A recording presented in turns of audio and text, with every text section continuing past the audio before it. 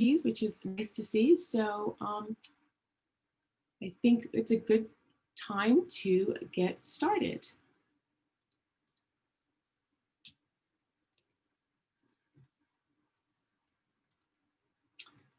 Hello, everyone. I am Rosa Maurice Clark, Communications and Events Manager here at Crossref. We wanted to start by welcoming you all to today's event, and thank you for coming.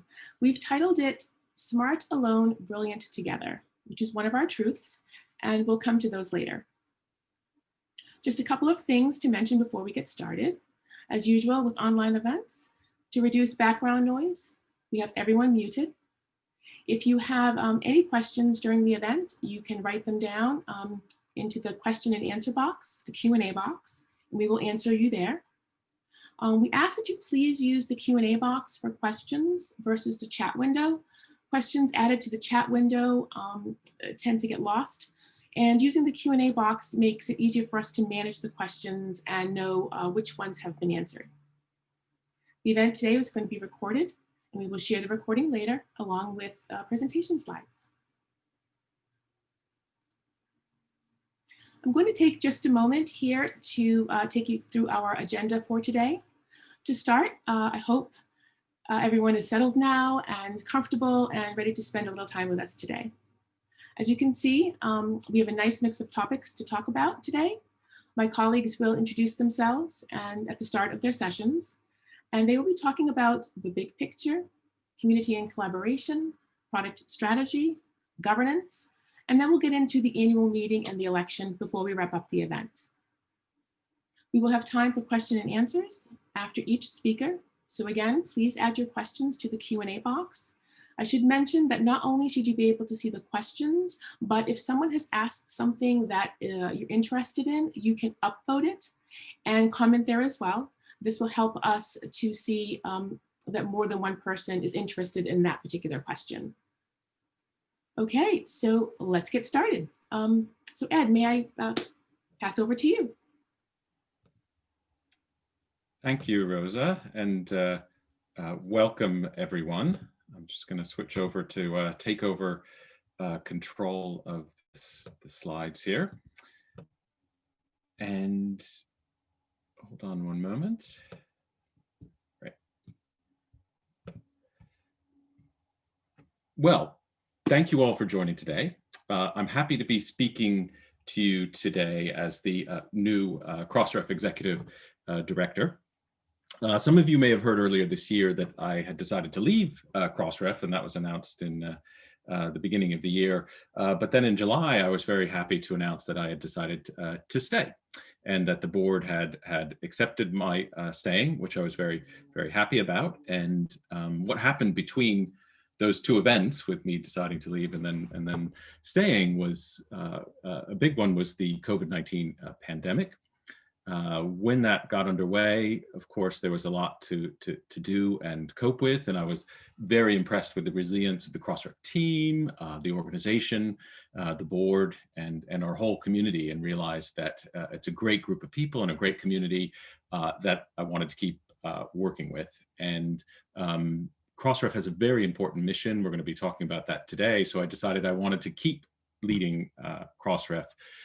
And I thought it was something I could do effectively and do well, leading through these tough times and into the future. Also in July, the board passed some key strategic resolutions, which I'm going to be talking about during my talk today. But very happy to be here and speaking to you as Crossref Executive Director. So the first thing I wanted to do was welcome everybody. Good morning, good evening, good afternoon, wherever you're coming from in the world. Thank you for joining. If it's an unusual time zone, thank you. I want to welcome all of you. It's the 2020 annual meeting of Crossref members. It's our first online annual meeting. And it's fantastic to have so many people here. And this is the highest attendance we've ever had at a meeting. Usually we are face-to-face, which has its benefits, but I think the inclusivity of doing this online is really great. And we're already well beyond the numbers who normally are able to attend a face-to-face meeting. So people have been able to attend without the time and expense and carbon footprint of traveling. So I think that's one of the positive things here. So I will say officially, the meeting is now open. One of the important things that happens at the meeting is the board election. It's a very important part of our governance. We're a nonprofit membership association, and it's one member, one vote. So all members have a say in who is on the board. We've got a great slate of candidates. And at the end of today's meeting, we're going to be announcing the results of the election, hopefully counting of the votes. In the Crossref election should be a bit quicker than the US election and a little less contentious. Most of our members participating in the board election have opted to provide a proxy and cast their votes in advance. But if you are the voting member representing your member organization and haven't already voted, please do so now using the link previously received via email from eBallot, our voting platform. So if you're the voting contact, you will have gotten an email and hopefully have already voted. If not, you can still vote.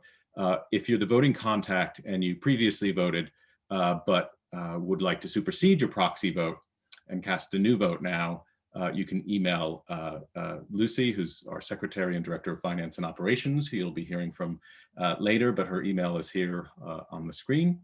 And she'll give you information about superseding your proxy. But otherwise, if you're not the voting contact, then you don't have anything to worry about at the moment. And just wanted to let everybody know that voting is closing at 15:30 UTC, so half past the hour, so just over 15 minutes from now. So keep that in mind if you haven't voted yet. So on to the main part of what I wanted to talk about today, looking at the big picture. So this has been a really unusual year. They're very challenging and uncertain times. The COVID-19 pandemic has upended a lot of things, and it's meant additional stress and worry for people and organizations.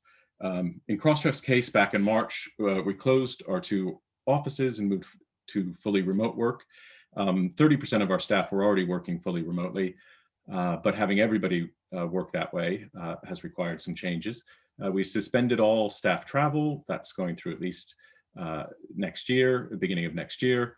We've moved to virtual live events like this one and others, and webinars, and board meetings as well. And we've also shown flexibility and supported our staff by recognizing that we aren't just working from home full time. As you can see, where I'm working from my daughter's old bedroom in Oxford, and we're working from home during a pandemic. And some of us are in lockdowns and various other conditions. Maybe their kids home from school, family, friends, and communities need support. So it's unusual times, and we've tried to take account of that. And on top of the pandemic, there are other societal issues. In the US, the Black Lives Matter protests reverberated around the world, highlighting the need to look at making systemic changes to address inequality and racism, and working harder on diversity and community at our organizations and in our community. So I'll talk a little bit about that at the end of the meeting, about what we've been doing on that front. But this is not a time for business as usual. We need to come together, work together, listen, collaborate, be flexible, and innovate. So today we're going to be talking about what Crossref has been doing, what's been changing. This has involved the staff, the board, our membership, and the broader community. And a key thing for me is what Crossref does is more important than ever. So I'll be talking about our mission and how we've been responding to the pandemic.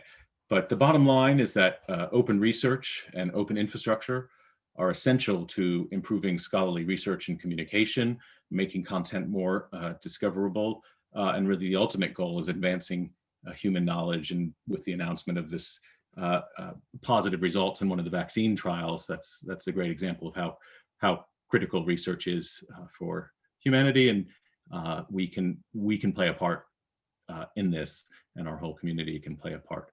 So that's the very big picture, but I wanted to talk about more specifically some of the things that Crossref has been doing this year. So as many organizations have done, we thought about what we could do to help accelerate research. Many of our member publishers have opened up content and created specialized resources that have been very useful.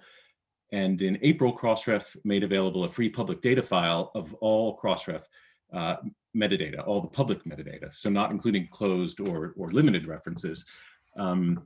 So while we've had open APIs and search interfaces, and we make metadata available without restriction, this is the first time we've made all the metadata available in this way.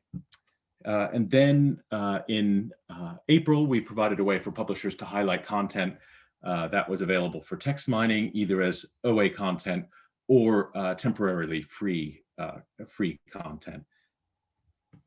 And then another big change that I wanted to highlight is that the board approved this last year, but it came into effect at the start of this year, is that we dropped the Crossmark fee.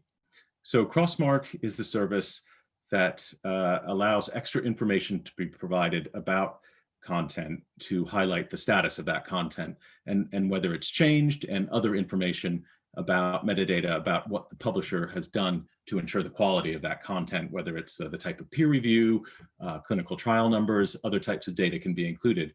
But the board made this change to encourage best practice and reducing barriers to providing better metadata and more complete metadata to Crossref. So a key part of what Crossmark provides are corrections and retractions, and this is incredibly useful information. We've got 5,100 retractions and over 78,000 corrections that have actually been reported through the Crossmark system that's available through our normal APIs. And it's displayed when you click on the Crossmark icon in a PDF or on a publisher website. But now that the fee has been dropped, we're really encouraging everybody to take a look at this. This is incredibly important information because it shows how publishers maintain the scholarly record. And there should be more widespread use of this data. And particularly with rapid publication during the pandemic, there's a heightened concern about correcting and retracting content that's been published.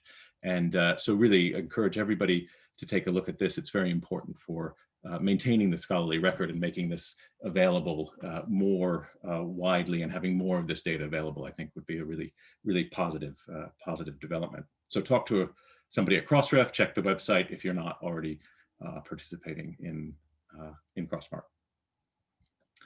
So more generally, Crossref is doing pretty well considering everything. So grant identifiers are rolling out. We'll talk about that a little bit later. Funders are joining Crossref now. Membership is growing. It's 19% up on last year. Content is growing about 8 to 9% up on 2019. We've gone through a big similarity check transition, and that's been very successful.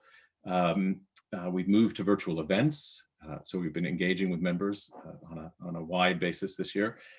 We moved to 100% work from home. We're engaging with members and community and listening to be aware of any potential problems, any issues that our members are having. And we've been working on the 2021 budget. The board is having a meeting after this annual meeting today and carrying on tomorrow. And we've budgeted conservatively for 2021. There's still a lot of uncertainty, but you'll be hearing from Lucy a little bit later with more details on the financials. We've seen a big shift in the membership globally. We'll be hearing about this from Ginny later, but I just wanted to highlight a change in where our member revenue comes from. So this chart shows content registration and membership revenue by membership tier, comparing 2011 to 2020 based on an estimate of what we think the full year is going to be. And you can see that on the left-hand side here, if it's sort of orangey yellowy for you, that's 2011. The blue is 2020, and we have the largest fee category on the left-hand side. This is organizations with over $500 million in revenue. And on the right-hand side, we've got the $275 category and sponsored organizations, which are $1 million and below. And you can see that obviously from 2011 to 2020, there's been a huge growth in lower fee category here, because we now are up to 13,000 members, many of them in this lower category. We've expanded globally. It's been really a fantastic development, and most of our revenue comes from our members in terms of content registration. Being a membership association, that makes sense, and so this shows the change that we've had over the years. And just to break that down into the different tiers, the three large tiers have gone from 56% of revenue to 40% of revenue. Middle tiers, not as much of a change, 20% to 16%. And then the small tier, three smallest were 25%, and they've grown to 44% of revenue. But you can see that even in the large category, it's still grown, just not as much as the other categories. So I think that's a reflection that more content is being published than ever before, and it's continuing to grow. And there's some issues in here that maybe our membership and fees committee is going to be taking a look at in the future about how we allocate membership tiers and things like that. But overall, I think this is a sign of the success and growth that we've seen over the last particularly 5 or 6 years, where that growth has really globally has really accelerated. Some other things that have been going on, we've expanded content types. Most recently, we added preprints a couple of years ago. This year it's been grants. We've expanded the metadata and the links that we've been collecting, and this includes relationships. So I mentioned corrections and retractions, but license information, funding information, ORCID IDs, data site DOIs, a preprint to version of record connections, and ROR IDs for affiliations. So we're going to be hearing about some of these things some more, but there's been a lot going on. I did just want to highlight with ROR. This is we've been working on this with CDL, California Digital Library, and DataCite, and it's a open community-run open registry for organizations, the research organization registry, and in our particular case, it's got applications for affiliation metadata, because we do in our schema have a place for affiliations, but we have not been collecting affiliations based on unique open identifiers. And so ROR will enable us to do this. So we are asking publishers to start to get ready, because with the new schema that Crossref's bringing in at the end of this year, beginning of next year, we're going to be collecting ROR IDs for affiliation data, and that will really help round out the metadata that Crossref collects and enable a lot of good services around that. So looking overall at the content that's been registered, we're up to over 118 million content items, and as I said, it's about an 8 or 9% growth overall compared to the same period in 2019. And I've just highlighted a couple of things here. That preprints has been the fastest growing, about 500,000 preprints, and also in terms of those relationships, we have the preprint to article links. So the preprint publishers in the metadata register a relationship to from the preprint to versions of record that get published that are related to that preprint, and so we'll be looking at ways of making that system better. But you can see actually we're sort of maybe catching up a little bit. The preprint to article links are actually growing faster than the number of preprints coming in, and you can see with the number of grants, just an initial start. So we're still working on this, and so hopefully in 2021 we're going to see that ramping up a lot more. So I talked about relationships. We don't capture a huge amount of relationships at the moment, but this is going to be a real focus over the next couple of years. We'll also be focusing on different versions of preprints and articles, but also translations as well, connecting those in the metadata and establishing the relationships. As Crossref's Ginny Hendricks has said, the nature of the relationship between two objects is as useful as the objects themselves. And so this is going to be something that we're talking about a lot more, because Crossref has really shifted, and it's no longer about just making bilateral arrangements between publishers. So we started off with reference linking 20 years ago, and it was to make that more efficient. But our infrastructure capturing all these relationships in this wider set of data is now helping manage multilateral relationships in a whole network of identifiers, metadata, and relationships. And this is becoming more critical, as I said at the start, around open research and open infrastructure. And so we've started talking about this as the Research Nexus. The Nexus is a series of connections between two or more things, right? So this really captures the way we're looking at what we're doing. And so we want to be able to declare relationships between publications, grants, data, people, organizations, all sorts of research objects, data. We're not the ones collecting all of this ourselves. And I'll talk about that in a minute, because there are other organizations involved and people, organizations that we're collaborating with who are a very important part of this. But we want to relate everything. And this is really an expanded version of capturing the scholarly record, which we've been doing for many years. It's going to help with reproducibility. It's going to help with demonstrating compliance with funder and institutional mandates.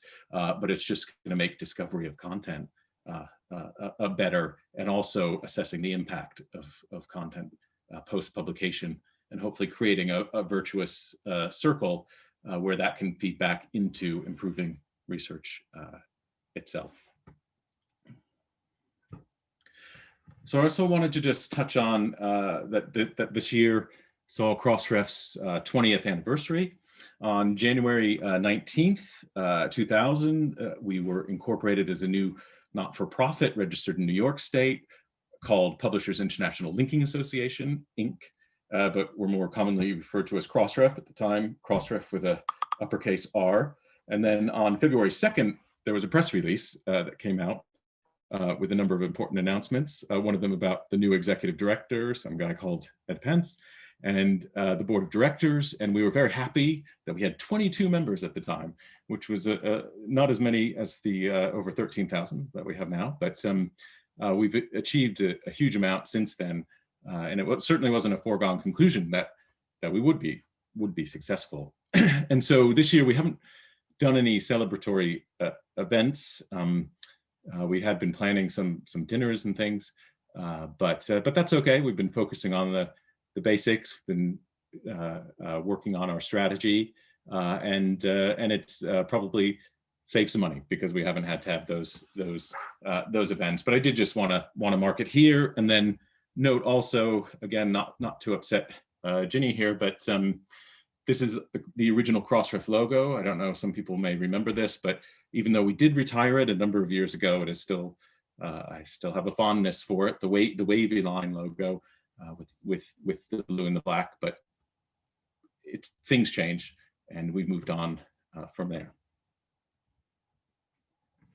So last year, as our 20th anniversary was approaching, we took a look back at our 20-year history. We did some research with members and the community about the value of Crossref. And then we had discussions and feedback sessions at our annual meeting last year, Live 19 in Amsterdam. And then all of this fed into strategy discussions. And we had them at the Crossref board meetings, which were shorter, but more of them because we went to virtual meetings in March. And thanks to the board for their flexibility and adapting to this. And it's actually been very effective. So we've had more frequent but shorter meetings. So we had meetings in March, May, June, July, and October of this year, and we're having the final meeting of the year today and tomorrow. So, but one of the questions that came up at Live 19 that was interesting, it was from Todd Toller's talk from Wiley, who is on the Crossref board. He was elected at last year's meeting, and is Crossref a scholarly infrastructure provider or a publisher services organization? Of course, these things don't have to be mutually exclusive, but it does raise the issue of what is the primary driver for the organization. And there is an answer to this question. Crossref is an open scholarly infrastructure provider, and that has guided some of the strategic decisions that we've made recently. And so I want to give some background on that. We went back to back to the beginning in our Certificate of Incorporation, which is our founding document. And in this document, the purpose of Crossref is outlined as to promote the development and cooperative use of new and innovative technologies to speed and facilitate scientific and other scholarly research. It's a broad mission, and note that it doesn't mention reference linking, it doesn't mention DOIs, so it gives us an initial starting point of this broad mission. But the Certificate of Incorporation also created Crossref as a membership association, and we also have our incorporation as a legal entity. It operates on a couple of levels, so I just wanted to explain that a little bit, that we are a New York State nonprofit, and it's non-stock, meaning no one owns us. We're not commercial. Our purpose is to fulfill our mission in a sustainable way, but not to generate profits. And our being a membership association is further defined in the bylaws, which state that membership is open to any organization that publishes professional and scholarly materials and content. So this is very broad. It's changed somewhat over the years, but we have started to think of our members more as many of them are organizations that publish, but don't think of themselves necessarily as publishers. So this now includes funders, NGOs, government agencies, societies, universities, and other research organizations. We're also a 501c6 tax-exempt organization in the US. 501c6 is for trade associations or business leagues. And it's important to note that we have an obligation to provide benefit to the broader non-member community, and that individual benefit to members is incidental to those broader benefits. So we're not set up as a private club to benefit individual members. But of course, we've shown over many years that benefiting our members is benefiting the broader community through the services that we provide. So finally, this takes us up to the discussions that the board was having around all of these issues. And at the July meeting, the board passed a few important resolutions. Just to note, I hadn't put a link in here, but the board resolutions are all available on our website. And the motions here commits Crossref to working with other infrastructure organizations to improve the scholarly research ecosystem, and it highlights that Crossref is committed to open scholarly infrastructure. The second motion calls for a wide-ranging exploration of these things, and then also we've set up a board leadership team committee to take this work forward. So really, just to summarize some of the key points from this, it's about collaborative development around open scholarly infrastructure. We want to benefit the wider research community. As I said, look at a broad range of different areas to look at efficiencies and synergies. And we have a committee that's been having a lot of discussions. There have been lots of discussions going on with other organizations, but this is very, very early stages right now. So it's a still developing area. So I think we will hopefully hear some more about this next year. But one thing I wanted to highlight was coming out of the statement around open scholarly infrastructure, it raises the question, so what is open scholarly infrastructure? So we've been looking at that. And the board is going to be discussing at its meeting tomorrow this issue of some principles around open scholarly infrastructure. There's a set of 16 principles that are being reviewed and discussed.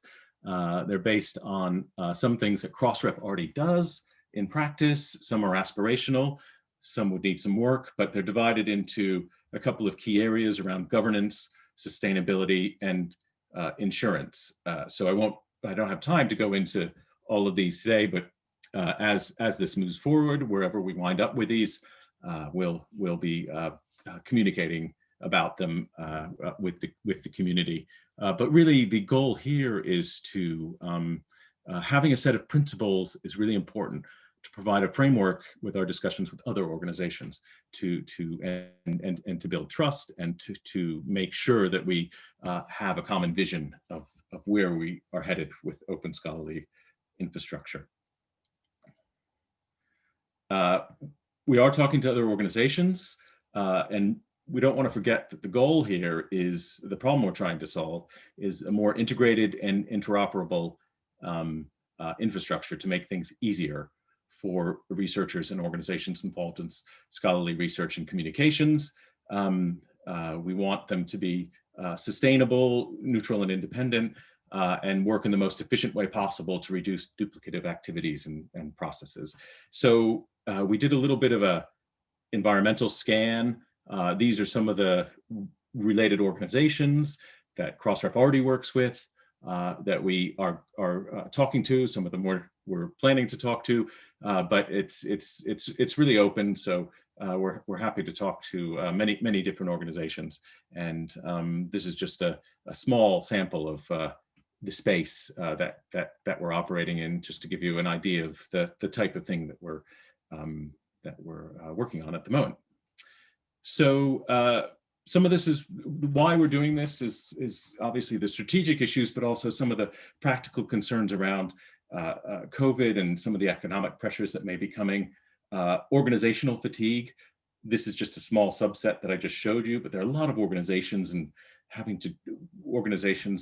are a lot of membership organizations, and it's hard to join and keep up with all of them. So there may be some options here for greater efficiency, for centralizing some things, and really it ties in with the theme of this meeting, that we're each smart alone, but we could be brilliant or more brilliant together, because many of these organizations are brilliant, but we want to look at how we can make things better.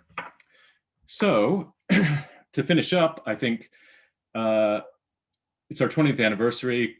It's 2020. Looking forward to Crossref 2040. What's the vision? Well, we want Crossref to be part of an integrated, efficient, sustainable, comprehensive, open scholarly infrastructure. We want to capture research activities and outputs, researchers and organizations, make sure they have persistent identifiers, rich standardized metadata expressing a network of relationships available through human and machine interfaces. And then this would enable an open and broadly governed research ecosystem that makes research outputs easy to find, cite, link, assess, and reuse. And that ultimately will enable researchers to focus on research and advancing human knowledge. So I think that's a great vision to take us forward, and yeah, should be an exciting next few years. So I'll finish there, say thank you very much, and have time for maybe a couple of quick questions.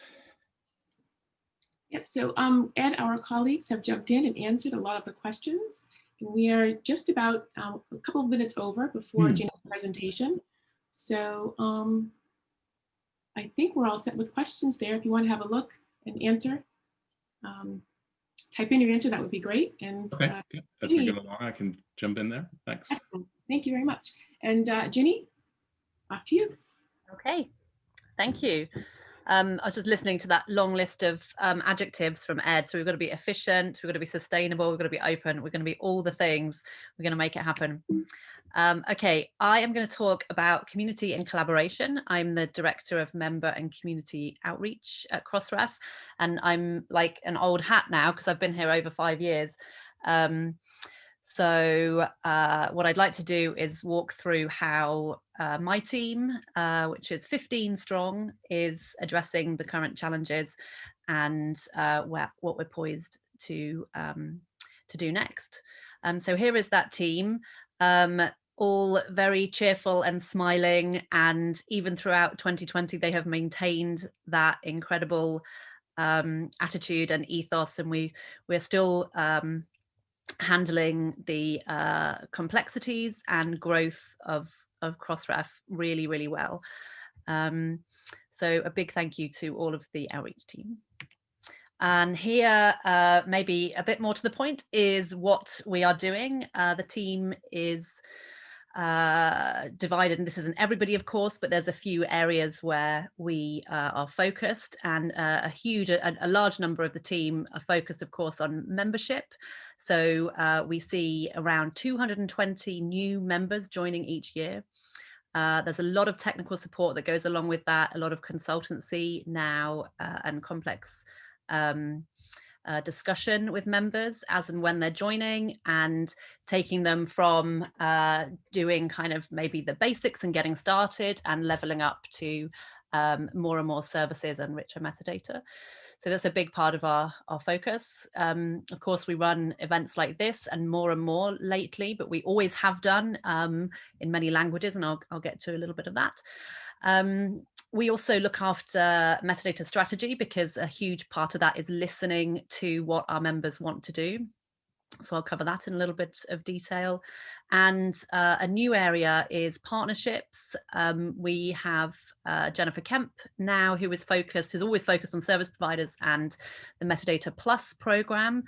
She's also looking after key partners, so we can work hand in hand with large organizations to work together to improve things. And another new area is special programs, and I'll go through some of those special programs that Rachel Lamy is now looking after. Here are some of the types of organizations we look after. Of course, publishers and societies are have always been members of Crossref since its founding. Then we started to see university presses join. We saw more and more governmental departments, NGOs.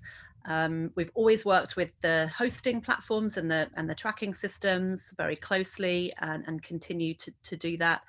And more lately, we've seen scholars, individual authors, and faculty groups.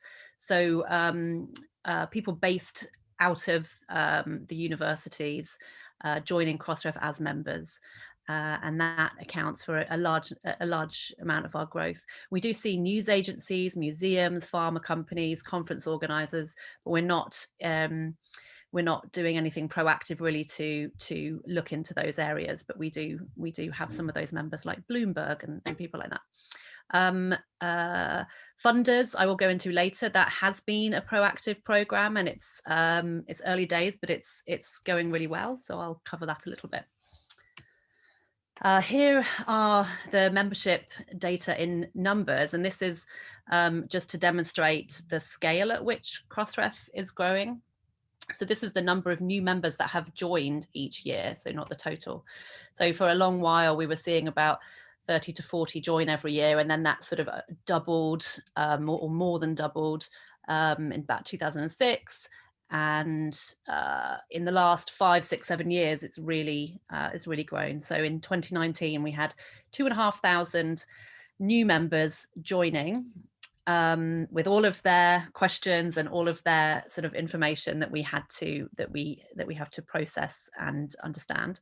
And we're already at 2,380 for 2020, and expect to see that going much higher than last year as well.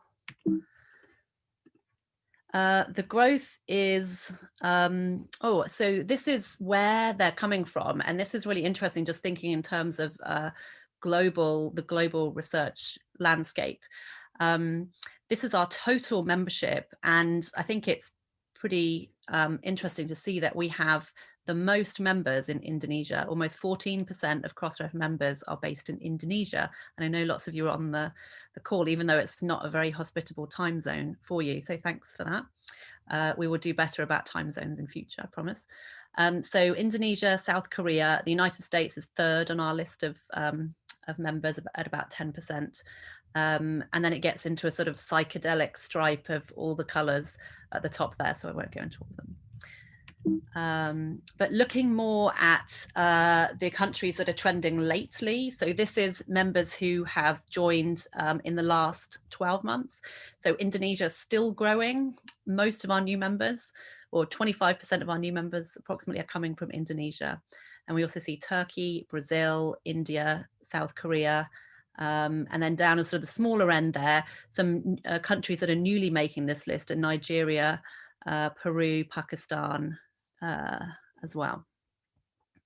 I think Mexico's on that list as well, that isn't labeled.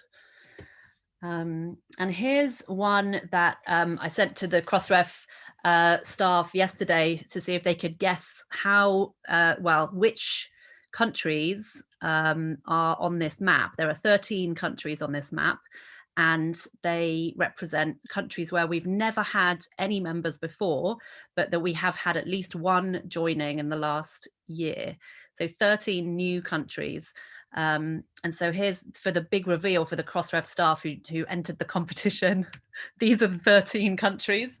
And what's really pleasing is that a lot of them are very, very large countries from the African continent. So I think this is real progress and we're really happy about that.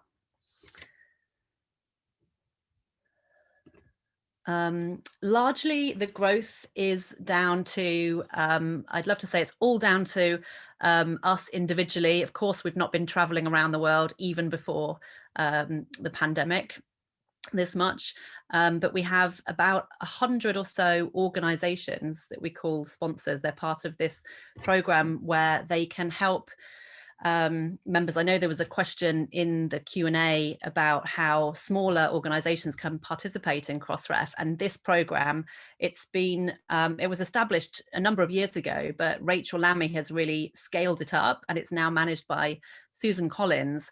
And we have very good relationships with these 100 organizations, and more members now are members of Crossref through a sponsor than are members directly to Crossref.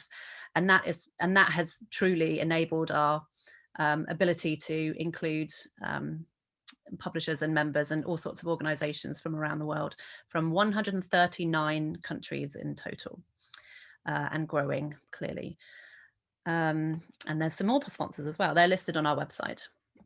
What they do is they help with local language translations, they help with technical support, they help with administrative and financial support as well. So organizations on this list are really becoming very close partners of Crossref and critical to the accessibility of Crossref services. Also responsible for the international growth is our 26 strong team of Crossref ambassadors. And I just wanted to call them out here and have, I know again, some of them are on the call today, and just say a really big thank you. Not just for, it's not a passive role. They run webinars locally and they are working in our space, but they are kind of helpful as eyes and ears, bringing insights back into Crossref that we can really listen to, learn, and make changes based on their feedback. Continuing the theme, we have more digital resources now, and we have more non-English language resources now, but we know that needs to grow. But I wanted to show an example of, for example, this is a Crossref Crossmark animation, and it's in Korean. It's, I think, one of our most watched videos ever. And if you follow us on Twitter, you may have seen some non-English engagement there. And again, these are usually in partnership with a sponsor or an ambassador or two. So we're doing lots more in non-English language. And even the webinars where we run together with ambassadors, we're doing lots of Google Translate in the background to try and answer everybody's questions.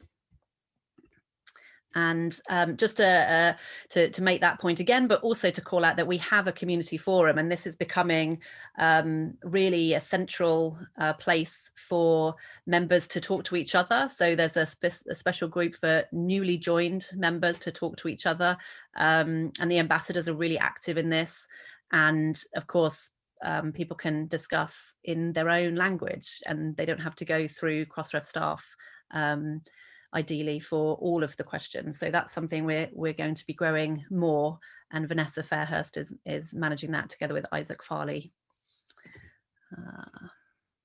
So a little, I think that was a lot of data, a lot of information, but here it is sort of side by side. A typical member in 2010, and Ed showed the revenue from the different categories, but just from, I mean, if we're thinking about maybe personas, a typical member in 2010 had 100,000 DOIs or more, but nowadays really 100 DOI records is the norm. A typical member has just 100 DOI records. They joined via a sponsor rather than directly, as I say, and their first language is not English. They use manual content registration routes. They don't use the direct HTTPS post, for example. They are very likely hosted on open journal systems, and we'll talk later about our partnership with the Public Knowledge Project to really support those members, those typical members now.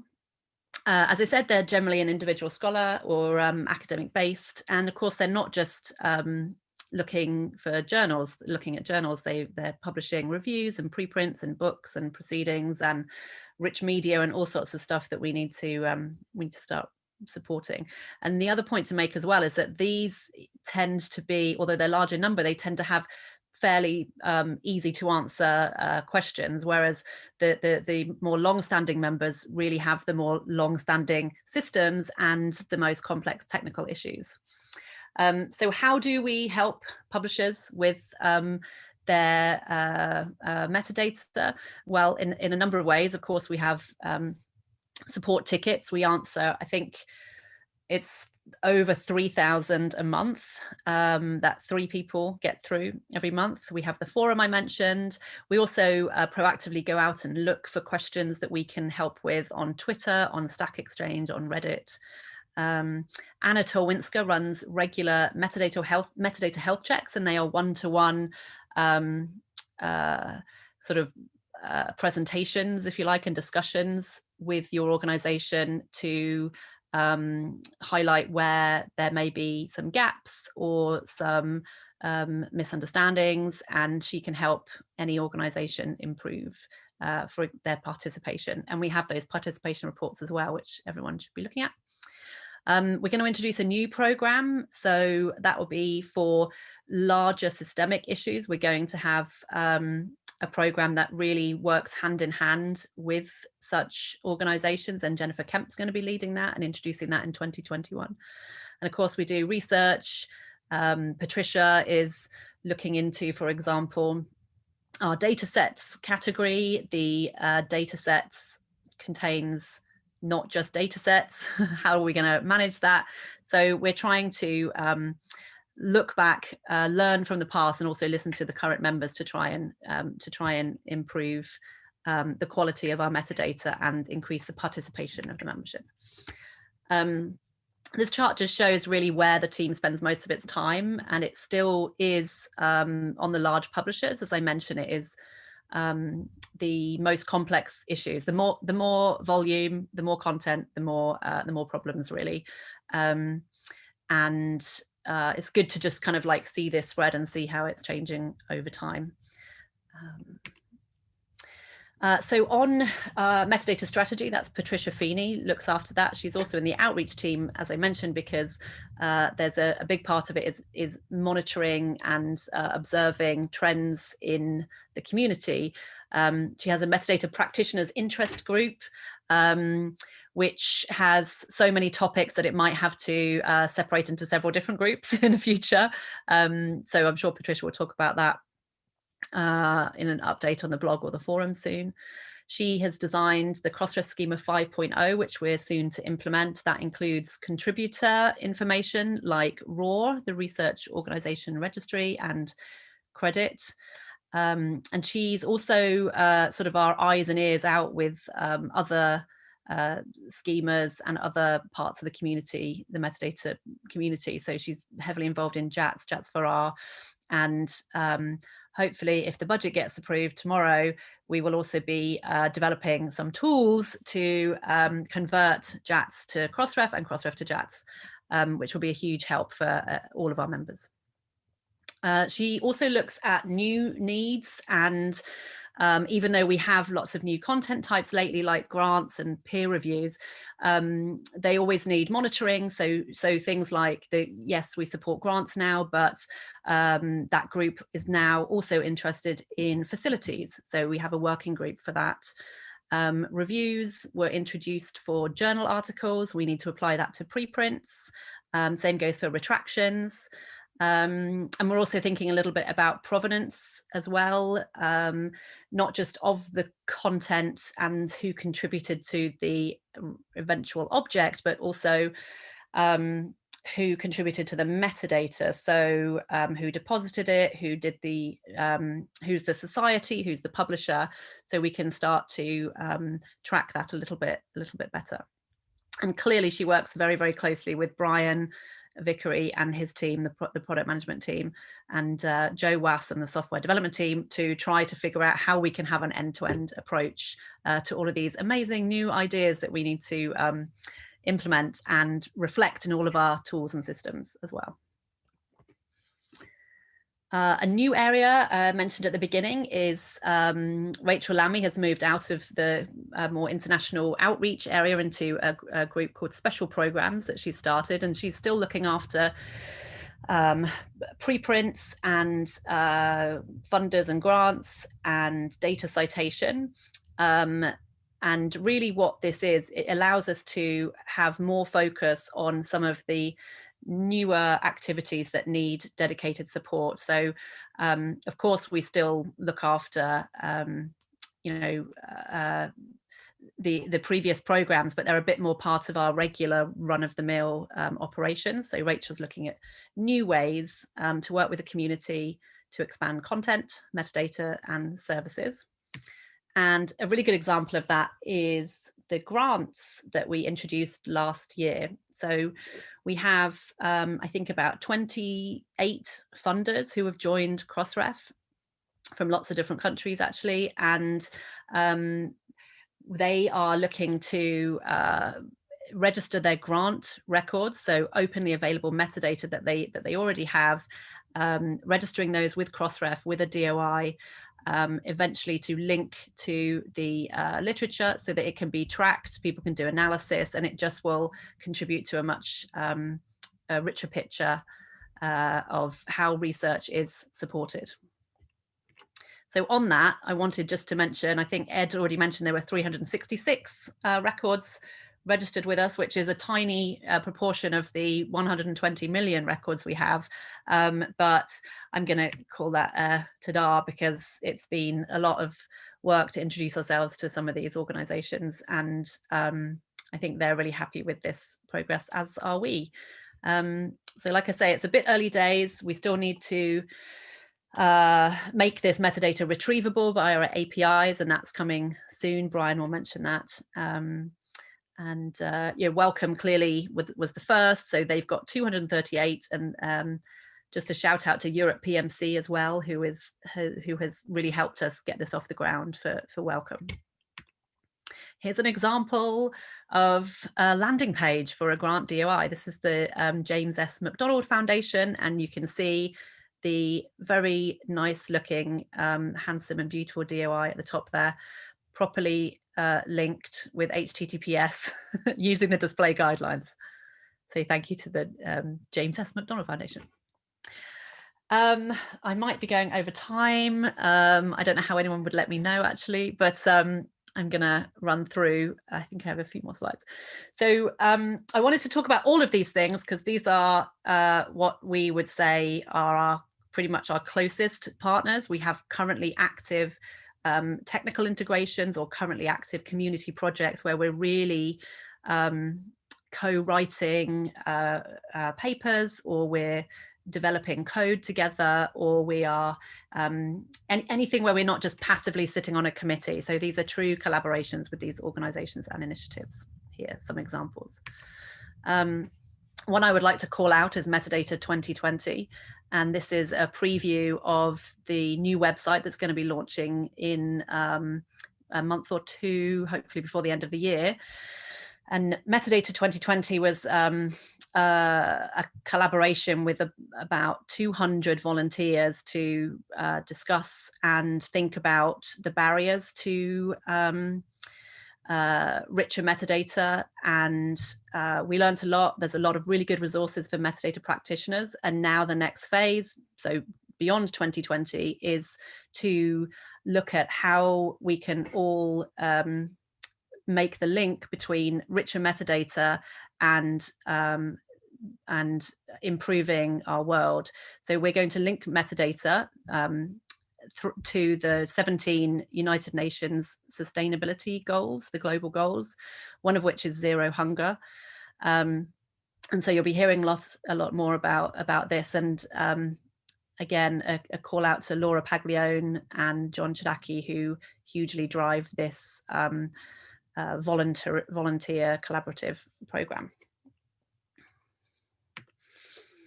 And finally, I am going to just mention something about this model. This is more looking to the future, and again, thinking just about the team. We are currently pretty much at the convey consume end of this model. And that's what you might call traditional marketing, where we have a one-to-many communications approach. We provide interesting information and we hope it's useful. We are hoping to move not just the team, but all of Crossref much further along this journey towards true collaboration, where we're exchanging knowledge. There's lots of it's an equal partnership between our collaborators and ourselves, and also to co-creation, self-organizing working groups, and that would be a bit of a dream. So hopefully we'll see some of you along this journey along the way. And that is me. I think I went over. You're great. It's all good, Judy. Fantastic. Thank you very much. So you did have questions during your presentation, but they've been answered by colleagues. So if you'd like to scan while Bryan takes over and talks to us about product development. Sure, thanks. Sure. Bryan, can we pass to you? Great. Thanks. I think I've shared my screen. Can you see my first slide? Yes, we can. Thank you. Fantastic. So thanks very much. Thanks very much, Ginny. My name's Bryan Vickery. I'm product director at Crossref. I think Ed said that these have been massively challenging times for all of us globally with the pandemic. Certainly that holds true for the product team, and what we don't know about each other's children and animals is nobody's business. It's great to have those kids and animals joining us in our Zoom calls every single day. The team has handled a lot of change recently. I joined Crossref in August last year and set about hiring some new team members, working with them all to reorganize into the 4 key areas that you can see here, which are content registration, scholarly stewardship, scholarly impact, and metadata retrieval. Sarah joined us in April this year from a Crossref member, the Center for Open Science. She's product manager for membership and the content registration mechanisms. She's got up to speed very, very quickly on all of the various ways our members register their content with us, including, I have to say, the inconsistencies between some of those tools, which we're working hard to address. Sarah's leading with Rakesh, our designer, the work on a new, I'll call it admin system, although that's just a project name internally, but I'll come on to that in a little bit. Kirsty's been with Crossref for many years and has been really great at educating the rest of us on what Crossref does. She retains product management responsibility for services for members around how they steward their content, so similarity check and crossmark, which Ed's already mentioned to you, but also participation reports, which are really loved by our members and also the community who look at them quite regularly. Martin joined us from another Crossref member in June.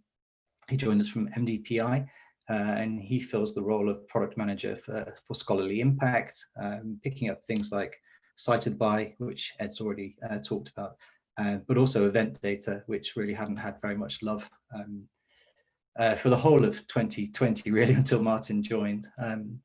Patrick's role now covers 2 main areas. He's product manager for metadata retrieval, so looks after our APIs that metadata retrieval users use, but he also spends half of his time acting as our agile manager, so helping us to improve all of our sprint rituals, our issue management, sprint planning, and technical delivery. So he keeps us all in line. And Rakesh has been working on a UI blueprint for the whole of the Crossref systems, which I think if you use them, you'll appreciate need to be updated significantly. So the blueprint that he's been putting together should give us some huge improvements on user experience in the next while. Also wanted to show you these faces from the technology team. I know Jeffrey's not talking today, but the technology team's also been going through quite a big period of change. 2019 and into 2020 was a knowledge transfer project, running up to Chuck's departure, and the product team was really pleased to join in with that effort to help document all of the Crossref systems and learn together what everything does. A major theme for the technology team has been about opening up our processes to product manage everything, which is no small feat, and to make sure that the priorities of the technology team and the product team really do match the priorities of the membership and what you expect us to deliver. We've put quite a lot of effort this year into observability, so our system and product monitoring and usage data reporting to guide our decision making, which is really starting to pay off. Mike, Escher, and Tim have been working really hard on Crossref metadata search, Dominica and Escher, and others really on Elasticsearch, which I'll come on to in a second. And John's done some great work pulling out our billing into a separate component. Jason's managing our snapshots for our Metadata Plus users. Tim and Joel are keeping our infrastructure going. And if I've forgotten anyone, Joe remains smiley throughout all of this in managing this kind of cultural and technological transition for Crossref. So in the bottom right corner is Panos. He's our newest member of the team. He joined us this week. And whilst everybody in the team is a star, the 2 stars represent Carlos and Joel, who I haven't got a photograph for. Another main area of focus for the technology team has been addressing technical debt. And while technical debt sounds like a horribly doom-laden phrase, not all tech debt is bad. All organizations have it. Crossref has it. Your organizations have it too. And it's the result of decisions that we've made, trade-offs we play, shortcuts we have to take to provide the services that the community needs and expects of us when they need it. Crossref wouldn't have been able to innovate as fast or as much as it has done if it hadn't made those choices when it did. What's most important is that we make the tech debt visible and that we acknowledge it and that we start to pay it down. So our plan has been and remains to reduce toilsome tasks wherever possible and refactor our code into components as we go. We've made some really, really great progress in terms of automating deployments, tools for the support team to manage functions that previously required a developer, breaking out the billing code into a component to make it easier to update and to manage. There's lots more that we can do. It's not always visible to the outside world, to our members and our users, but those changes are important, and we're conscious of them as we take Crossref forward. So, given that the product team was relatively new, we decided to embark on a series of product reviews. So for each of the main products, services or tools, we started a review to try and understand the history, the technical choices that we'd made, who was using it, who's not using it, the KPIs, the successes, and to look to the community for advice on future development of those tools. As a result of that, we refreshed 2 of our working groups. So similarity check and distributed usage logging working groups were reinvigorated with new members, and we've developed a much more outcomes-driven approach to prioritization activities, focusing on things that make it easier for our members and users to work with us. Ginny mentioned the number of support requests that come in, and we use those to kind of benchmark the things that we need to tackle with the highest priority. Internally, we're holding a lot of prioritization sessions to determine what to work on next. There are a couple of product reviews we haven't completed yet, and I saw a couple of questions in the Q&A. One of those is around co-access for books. So we're hoping to start the review of that very soon. And so if people who are posting those comments would be happy to be interviewed about co-access, then that would be great. Please let us know so we can get in touch with you. And then the other area is Crossref metadata search. So I mentioned very briefly the project's name, the Admin Center, and we've heard from our members, service providers and users that they really value the services Crossref provides, including reporting and helper tools and applications for them to register metadata like Metadata Plus and the web deposit form. But that these are often scattered in many different places across our sites, and they're not always as connected as you would like them to be. They also have wildly different user interfaces, and therefore the user experiences can be a little bit difficult. There are also some things that our members just can't do for themselves that they have to ask us to do on their behalf. So we're currently working on the concept of a new tool, the Admin Center, if you like, to bring together all membership information, including contacts, user information, reports, your content registration, into a single interface to make those tools easy for you to find and to use. We're not simply reskinning things, we're assessing everything as we go to see how useful and used it is, and taking that data-driven approach to connect the dots and find the things that are most useful to tackle first. So I think the Admin Center is likely to live as a companion to the other tools through 2021, solving some key challenges that are difficult for members to achieve right now, such as title transfers between one member and another member, which has a knock-on effect for updating the resource URLs and also updating various other pieces of metadata that the previous publisher or member has registered, and understanding the number of DOIs that come with that transfer transaction. So I think this is going to live alongside the other tools, but slowly but surely we'll be bringing everything into this one unified tool for you. Ginny mentioned this, but we don't get to see each other face to face as often, well, not at all at the moment, and therefore these other mechanisms for providing feedback to Crossref, are increasingly important. As we build out the Admin Center, your input is vital to the success of that, so that we make sure that we get these tools right and that we solve the problems that are most important for you. Please do continue to contact us. The community forum is a really great place for you to ask your questions, and we are using the community forum to provide answers to. We'll be sending out a lot more surveys in the coming weeks and months about the Admin Center. Launching some testing groups to look at the designs and the user flow, and also the prototypes. And for those who wish to, you can use gitlab.com/crossref and raise your own issues with us if you want, and that'll get straight into our processes. I will skip that one. So something which is coming up quite imminently in terms of improving our services is the ability to log into our systems using user credentials, personal credentials for you.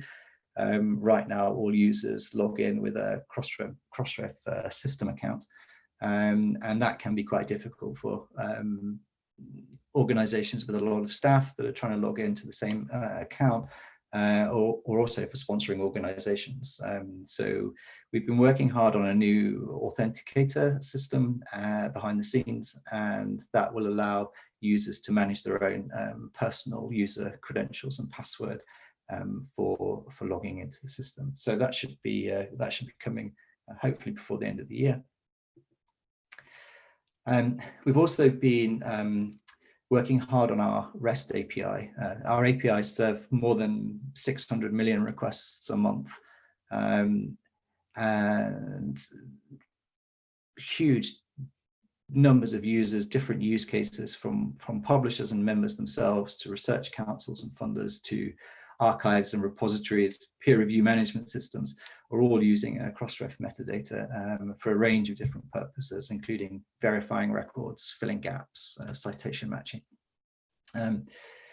This usage just continues to grow, and we've been working on improving the REST API for quite some time, and have had a code freeze for a year on this, meaning we haven't been able to add content types or functionality like grants, as Ginny was mentioning. So this work is ongoing.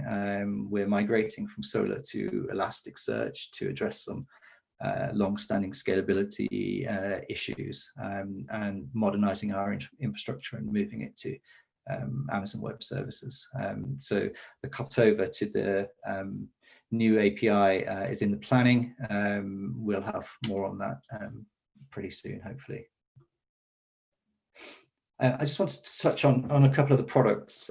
So Similarity Check, which is our service, is the service used by members to detect overlap with previously published work.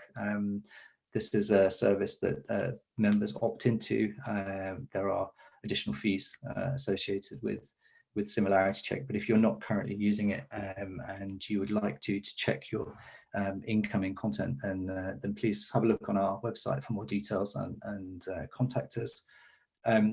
This year we've been migrating members over to a new agreement, which is directly with Crossref, and that's nearly complete. We've also been working with Turnitin, the technology partner, to roll out enhancements to authenticate improvements to the report viewer, the accessibility and searchability within that, and also improved exclusion options such as excluding matches for references. There is a member obligation. Members that use the service need to make sure that they're maintaining 90% of their content having similarity checking URLs. In the new version of Authenticate, there is a content portal for members to see how much of their content is currently carrying similarity checking URLs. So I'd urge you all to take a look at that. And something which has come up very recently is that similarity check reports are matching a preprint to the incoming manuscript, and so we'll be giving guidance to editors on how to make sure they don't reject articles simply because it's matched to the author's own preprint. I'm really running out of time and haven't got very far through this presentation. Ed mentioned Crossmark. It's a service that allows a user viewing an HTML version of an article or a PDF to click a button and see whether or not the status of that is current. As Ed said, we removed the fees for participating in Crossmark earlier on in the year. And since then, we've had a dramatic change in the number of content items that are carrying Crossmark metadata, up 12%. That's fantastic. There's still a lot of members that don't know what it is or what the value of it is, so we wanted to highlight that here. And also, probably within the next hour, we're extending support for peer reviews. So members will be able to register peer reviews that are related to other content types. Right now, it's been for journal articles, but we're rolling out support for reviews of books, book chapters, and preprints as of today. And that's there's been a real community push for registering peer reviews of preprints, especially. Just to say that we can automatically push works to somebody's ORCID profile if the publisher or member includes the ORCID ID in the metadata. We've made some changes with ORCID recently. The process is that we have to ask the author for permission to automatically update their profile. I'm really pleased that those changes have seen a significant uptick in the number of authors granting us permission to automatically update their profiles. We're currently at about 58%. An initiative that launched earlier on in the year was I4OA. It's an initiative to persuade, it's a call to publishers to deposit their abstracts with Crossref as part of their metadata. Since the start of the year, we've seen 2.5 million abstracts registered with Crossref, which is fantastic growth. All time for journal articles, around 9% of those records have an abstract with them. But for 2020, it's right up at 25%. So that's really going well. If you're a member, please take a look at your participation reports and see if you are registering abstracts with us. And if not, please consider doing so.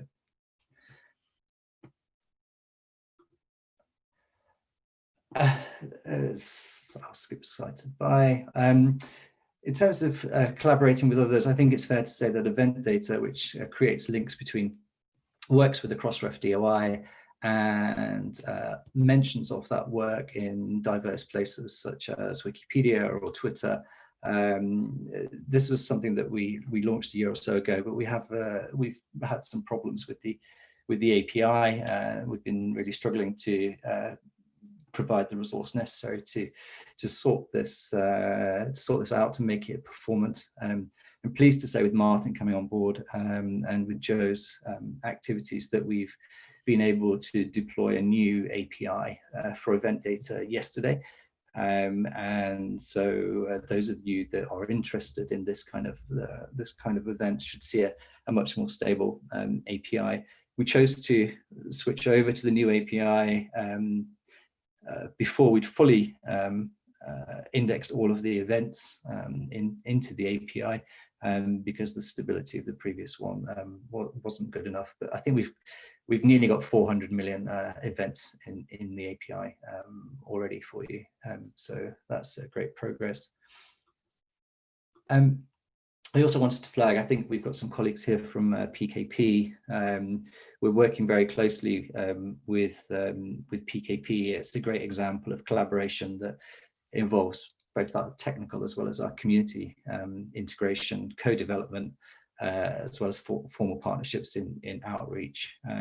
We have a joint working group led by Susan, currently finalizing a statement of work with PKP, which will simplify management of DOI registration and consolidate the various plugins PKP provides for Crossref related services. So that's work that we hope to kick off very, very, very soon. So just to wrap up, these are the things that we're trying to finalize as best we can this year, rolling out the new version of similarity checks. So some of you I know are testing this for us, so thank you very much for the feedback on that. We still require integration with the manuscript tracking systems for those that use, say, Editorial Manager or Scholar One, but that's in progress. Peer reviews for content like preprint should go live today. The REST API migration is progressing well. We'll have some more news on that, and hopefully our Schema 5.0 update will start to roll out before the end of the year.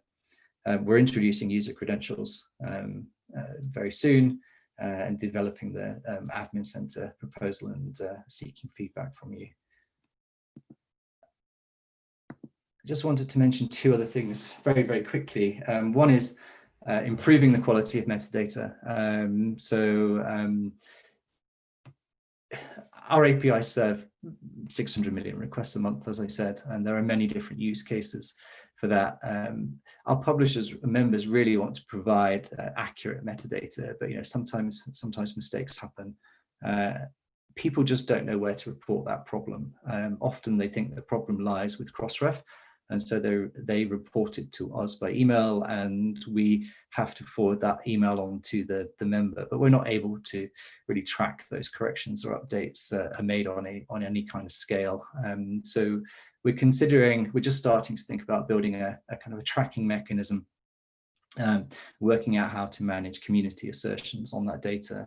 We've done some thinking about it, but my hope is that Crossref becomes this hub where the community can report and track issues with metadata, with the aim to improve that metadata for everybody. And I will we'll just mention multilingual. I know that a question came up about that earlier on. We have been Jeffrey did some analysis, some automatic language detection on a sample of Crossref content, and we know that there is content there in non-English languages. I think we have started to set up a small working group to look at multilingual metadata, and I know that there are a few people on the call who are interested in taking part in that. So I'll leave that there because I'm out of time, and hand it over to Lucy. Okay, thank you.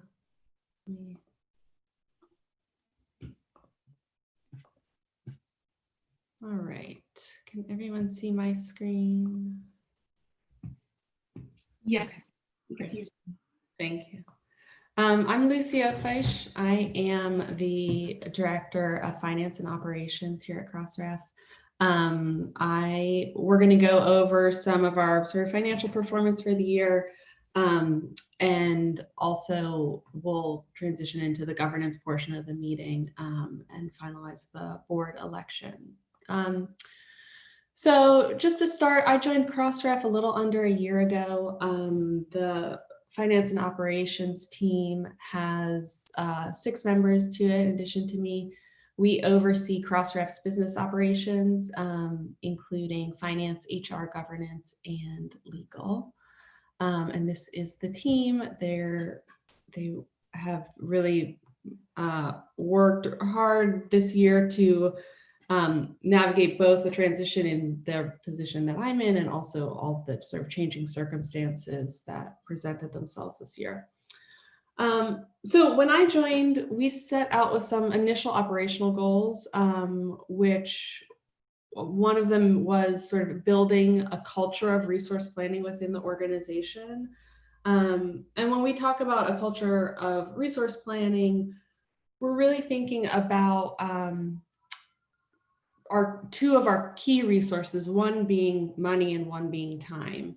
And so when we talk about organizational sustainability, we're really talking about it more broadly than financial performance. So in addition to sort of drilling into the financial performance of the organization, we're also looking at how are we using our time? Does it align with our goals? In places where you may encounter toil in some of our internal processes, those are resource consuming, and those can hinder the growth, can hinder the organization's growth because toil can cripple scale. So we're in some of our planning thinking about where we may be saving money but wasting time. As we look into 2021 and think about how we are prioritizing our investments of resources in ways that will make us more efficient, more effective in the long term. And so I think sustainability planning really requires a more holistic approach to resource planning. The other thing that the organization or that the team tackled this year was we do have staff. We have a distributed team. Right now we are distributed across 5 countries, each with varying employment practices. So we undertook a review of our policies to determine to what extent there's a feeling of equity across the team while still complying with whatever is the local obligations that we have where our staff is, where our staff currently lives. And then the team also has worked to better integrate the finance perspective into product and membership experiences. So working more closely with Bryan's product team and Amanda and Ginny on the membership side to really understand what the experience of being a Crossref member is from the financial perspective. And so, as is often the case when you start a new role, you'll come into big surprises. The sort of global pandemic was definitely a new one, but we quickly, you know, a couple months into, after I started, a couple months into the year, we had to pivot pretty quickly to make sure we had tracking in place to anticipate if we were going to see any slowdown in some of our business performance. And we also had to support the staff as they transitioned to being an all remote team. And we'll talk a little bit about FY20's performance in the following slides, but just, you know, our kind of initial reaction was really to make sure we were slowing any significant investments, sequencing some of our planned spending, and just being sure that we were being cautious and conservative as we waited to see how the year was going to perform. So this gives you a sense of the 10 years of Crossref's financial performance. Crossref has grown steadily throughout its history. You can see here about the last 10 years. 10 years ago, we had revenue and expense of just under 5 million. We'll end this year just under 10 million. But that growth has been steady and gradual over time. And so I think a lot of the stability of Crossref can be contributed to that gradual growth. You don't see those big stair steps in growth that requires sort of stair steps in operations to go along with it. So I think while we continue to see growth this year, as we think about next year and the sort of subsequent years after, we're hedging some of our assumptions and sort of just being conservative. And then this gives you a sense of how our revenue streams compare over the years. Content registration is the largest share of our revenue. That has started to trend down a bit. Content registration was pretty consistently around 63% of revenue. When we dropped the Crossmark feed this year, that dipped that percentage share by a few points to probably the high 50th percentile. As SimCheck and other new service lines grow, we'll continue to see some rebalancing of those income streams, but it will, you know, be gradual over time. So 2020 performance so far to date, as of September 30th, revenue is nearly on budget. It's off by just about 1%. Annual membership revenue continues to grow, as does content registration. Expenses are well under budget. We're under budget by about 17%. We had a lot of savings from not traveling this year and just generally controlling expenses due to the uncertainty of the year. Like I mentioned, we have reduced costs where we can, in terms of we've temporarily closed our offices. One of our offices, we downsized another one. And we just want to act early, particularly on variable expenses, so that we can build some cushion that should we start to experience any slowdown in the coming years, we've acted early and kind of built up a little reserve. But we're forecasting a healthy operating net for the year. The other thing that we're also mindful of is that a lot of the content that we register has about a 6 to 12 month lead time. So we're substantially registering content this year that was submitted to our members last year. So we may still be dealing with a lot of pre-COVID content at this point. So we're keeping a close eye on it. We're tracking content type submission at the per type level every month and looking at where it was last year, just so that we can anticipate any slowdown earlier rather than later. Let's see, I'm just keeping an eye on time.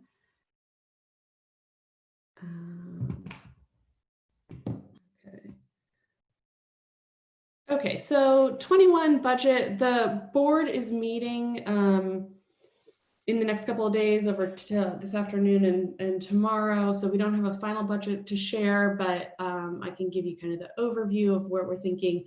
We are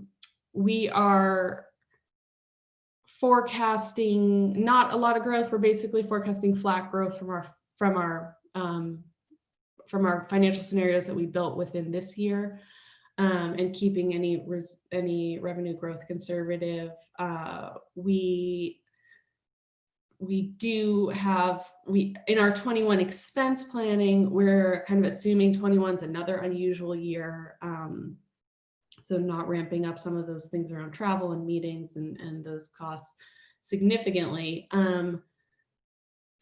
And then kind of taking the year to really think about how we prioritize, our two main resources of time and money to tackle some of these projects, some that Ginny and Bryan mentioned, and really ones that will benefit from the time gained from not doing a lot of travel and being able to support some of those priorities that will have kind of in a short-term project way.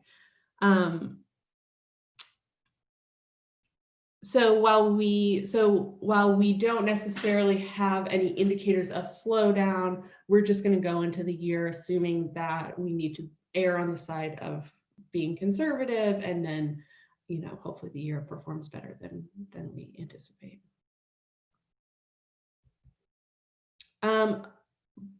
We're going to do governance following this, but before I do that, I wanted to open up for any questions on the financials. I have to close out of my full screen so I can actually see those questions.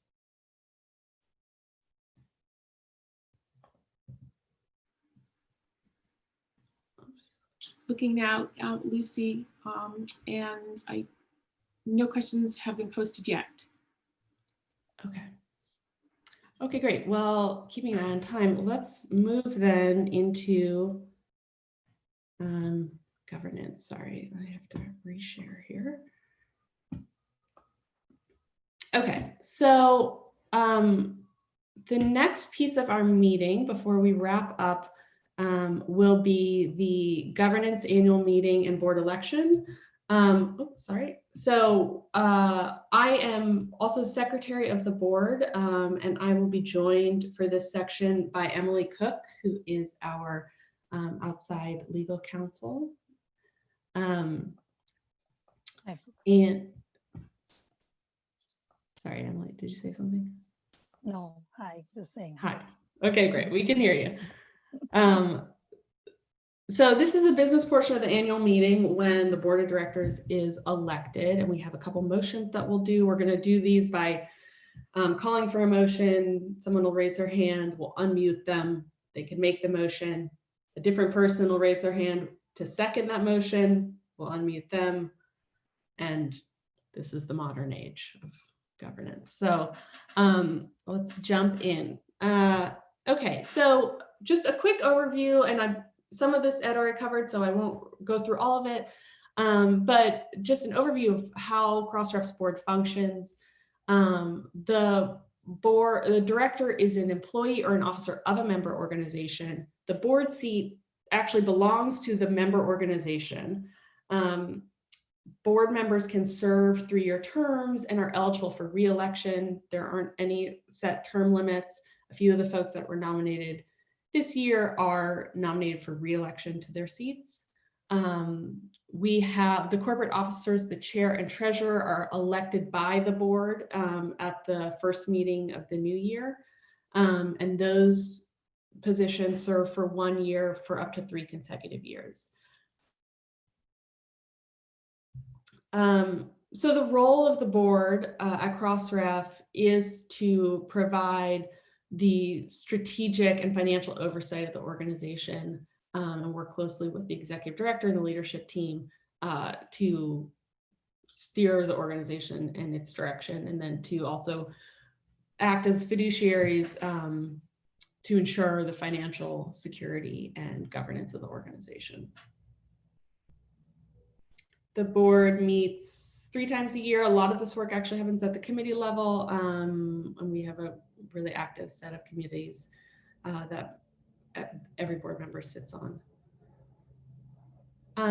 So with that being said, we are going to start the business portion of the annual meeting.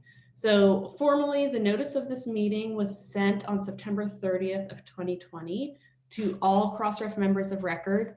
There were, as of the Crossref members of record as of September 14th, there were 12,768 members of Crossref who were eligible to vote in the election that followed.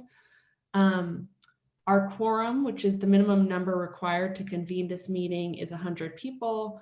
We had 1,301 members participate via proxy, and that's in addition to the folks that have gathered here today on the Zoom meeting. I will pass it to Emily to discuss the board seat elections. Hi, everyone. Sorry you can't see me. Crossref's board is comprised of 16 members.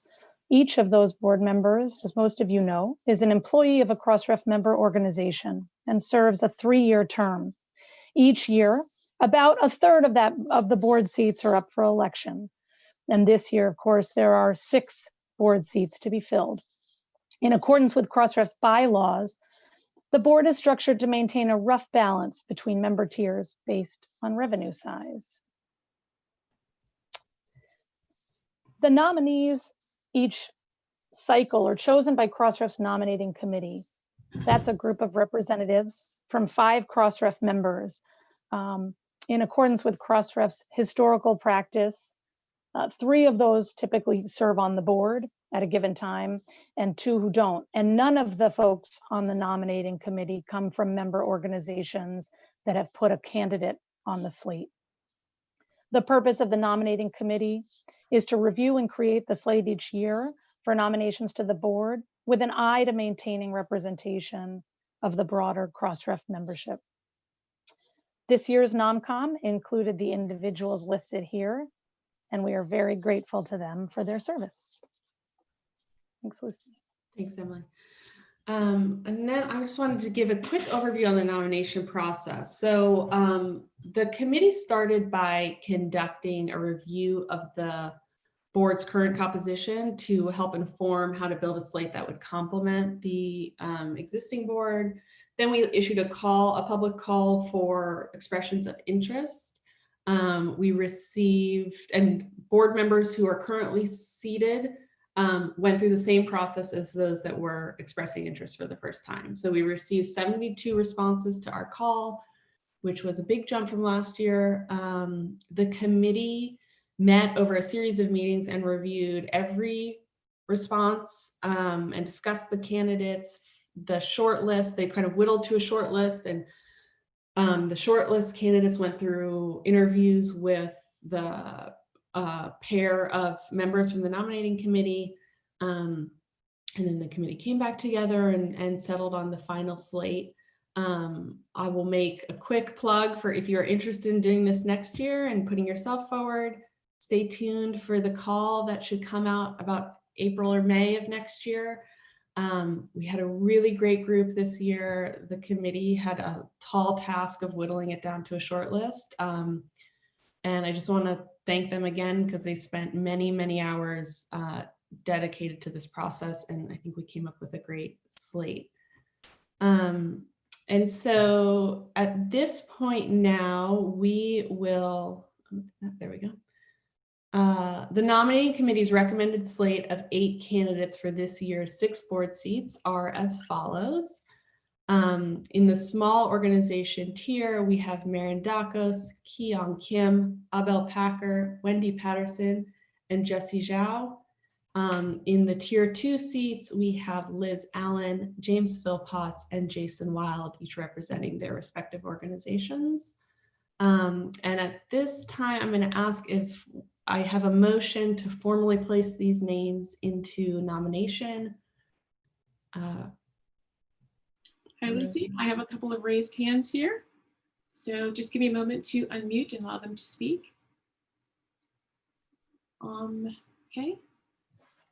And if you would please introduce yourself and tell us your membership organization. Hi, this is Rose Roulier from Elsevier.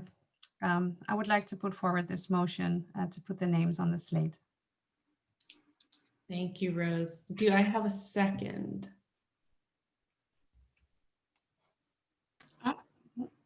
Hi. Just a moment. I also. Hello, could you state your name and your organization? Yeah, my name is Olu Joshua. Can you hear me? Yes, thank you. Okay.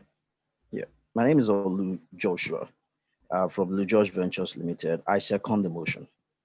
Thank you very much. Thank you. Yeah. Okay, so earlier in the meeting, Ed mentioned that the ballot was closing, so we actually have the final slate that we're going to share. The election was held using a third-party platform, eBallot, using the voting context on record as of September 14th. The election is now closed, and we are going to welcome our 2021 board class. For the tier 1 seats, that will include Maren Dakos, Ki-Young Kim, Abel Packer, Wendy Patterson. And the tier 2 seats will welcome Liz Allen and James Philpotts. So thank you to those that voted. We had a really good showing, and welcome to the next class of board members. So at this point, we can conclude the formal business part of the meeting and then pass over to Ed for the wrap up. Does anyone have questions, new business they'd like to raise before we adjourn the business portion of the meeting?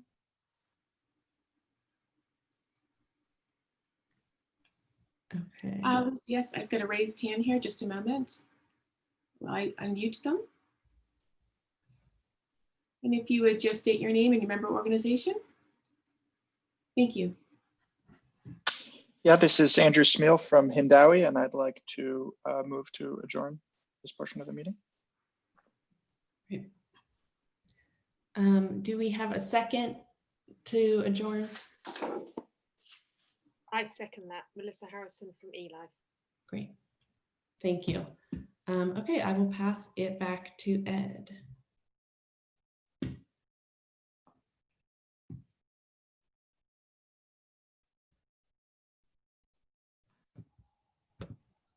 Great, thank you very much. And I think we can just see my slides here, I believe. Great, so happy to be here to wrap up the day, yeah, and just confirm I'm still the executive director of Crossref, which I'm very pleased about. And thank you very much for our speakers who've done a great job today, and thank you to Lucy and Emily for running a very efficient election, and welcome to the new board members who will be starting their terms next year at our March board meeting. So just to provide a few final thoughts to wrap up here today, one of the things that we had talked about earlier was just the impact of all the events during this year on the Crossref strategy and the staff. So I just wanted to touch on a few final points and say that we've been participating in a great initiative. It's organized by a number of different associations, the ALPSP Association, SSP, a number of others, but you can see on the website. So we are a signatory to the principles and a member of the Coalition for Diversity and Inclusion in Scholarly Communications. And so we are working on, they have some great toolkits and other information, and we're supporting this organization, but also looking at how we can make concrete changes at Crossref to improve diversity and inclusion. Rosa sent a link to our code of conduct, which governs not just our meetings, but all our interactions within the organization and with our members and part of the community. I think this is really important. And also, we've been working with our executive committee of the board to review the Crossref policies. Lucy touched on some of that. We've actually already updated some of our recruitment practices to get a broad set of diverse candidates for any job that we're hiring, and making sure that it's a fair and transparent process. And so there's a lot of work and thinking going on about that at Crossref. So it's an ongoing process, and it's something that we're taking very seriously. We've made some changes already, and we'll be making more as we go forward. We've also been having a series of staff meetings this year. We've been working with external facilitators, and we're taking sessions where we don't talk about day-to-day business, but we take a step back and talk about how we interact, how we communicate, what practical changes can we make to work together online more effectively. Because as we've been saying throughout this meeting, these are not normal circumstances for working at home, and with everybody being online, we can't just take old practices and just try to replicate what happened in face-to-face situations and try to replicate them online. And so we've been talking about how we use the tools that we use more effectively, and so this has been really great, and it's something that's ongoing, and just a positive note here that working with our external consultants, we've done surveys of staff, and we did a survey in June and October this year about what's called the 6 senses of teamwork. So how we all interact and the teams work together, and how we work as one team as Crossref, looking at purpose, responsibility, generosity, integrity, inclusion, and trust. And it's good to see that the numbers from June to October improved, and the consultants actually said that it's unusual to have an organization with such high scores. We want to take that with a pinch of salt, but the discussions we have and the environment and culture we have at Crossref is really positive, and we want to try and build on that going forward, because again, that will enable us to fulfill our mission, serve our members better, and serve the broader community, and really driving to those bigger goals that we have around open infrastructure and open research. So it hasn't always been an easy year, but again, we're trying to be intentional about what we're doing and how we do it. So just to highlight, you've seen some of the different teams, but our people are very important. So a huge thank you to the Crossref team. It's a fantastic group of people, and you can see on our website we've got that, and we also have an organization chart where you can see what the different teams are. So one of the downsides of being together face to face less is that we haven't been able to get great photos for everyone, but we'll be filling those in as we go along. And yeah, so again, just a huge thank you to the Crossref staff. A plug for a conference that's coming up that Crossref is involved in with a number of different organizations: California Digital Library, DataSite, ORCID, NISO, and others. Is that it's this conference called Pitapalooza. If you haven't heard of it before, it's a festival of persistent identifiers. I think this will be the 4th one, but it started a number of years ago. The last one was you can see in Lisbon in Portugal. The picture at the top here of that get together. So some serious topics, but a little bit of fun as well. So this is now moving online, and it's actually going to be taking place over 24 hours. So they're going to be regional events. So take a look, sign up, and I think there's going to be a great program that again taking advantage of the online environment, we'll be able to have a really great inclusive atmosphere going forward. So it's really all about pulling together for open infrastructure. I think I just wanted to touch on a couple of larger themes here about it's really critical. Trust and respect is really important. We want to work with our collaborations and work with others in the community to achieve this wider mission.